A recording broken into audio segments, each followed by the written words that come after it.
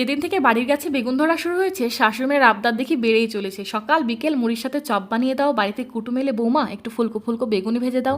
না, আমার দ্বারা আর সম্ভব হচ্ছে না। প্রতিদিনের মতো দুপুরে খাওয়া ধোয়া মিটিয়ে ছেলেকে ঘুম পাড়িয়ে 5টা মিনিট হলো চোখটা বন্ধ করেছি। ঠিক সেই সময় দেখি শাশুড়ি মায়ের ডাক, বৌমা ও বৌমা দেখো তোমার শ্বশুরমশাই হাট থেকে কি এনেছে। হাট থেকে কি এনেছে সেটাও কি আমায় ঘুম থেকে উঠে দেখতে হবে মা? না গো না, লঙ্কা এনেছে। হ্যাঁ তো ফ্রিজে রেখে দাও না। এই যে ফ্রিজে রাখা লঙ্কা না, চপ খাওয়া লঙ্কা। আর দেখো শ্বশুরমশাই সাথে করে কাকে এনেছে। যেই আসুক মা, এখন আমি উঠতে পারছি না, যা করার তুমি একটু করে দাও। শাশুড়ি মায়ের আর উত্তর না পেয়ে 10 থেকে 15 মিনিট আমি রেস্ট করছিলাম। তার মধ্যেই হঠাৎ লক্ষ্য করি শ্বশুর শাশুড়ি মায়ের গলার আওয়াজের সাথে নতুন গলাটি আর কারণ নয়, আমার বাবার। তাড়াহুড়ো করে উঠে গিয়ে দেখি শাশুড়ি মা বাবার জন্য বেগুনি বানাচ্ছেন। বৌমা আমি তো লঙ্কার চপ বানাতে জানি না, তুমি পারলে একটু করে দাও। তখন সময় নষ্ট না করে তাড়াতাড়ি করে দুটো লঙ্কার চপ বানিয়ে বাবাকে আর শ্বশুরমশাইকে দিয়ে এলাম। মনে মনে খুব লজ্জাও পাচ্ছিলাম। আচ্ছা তোমরা বলো তো, লজ্জাটা কি আমার শুধু একার পাওয়ার দরকার?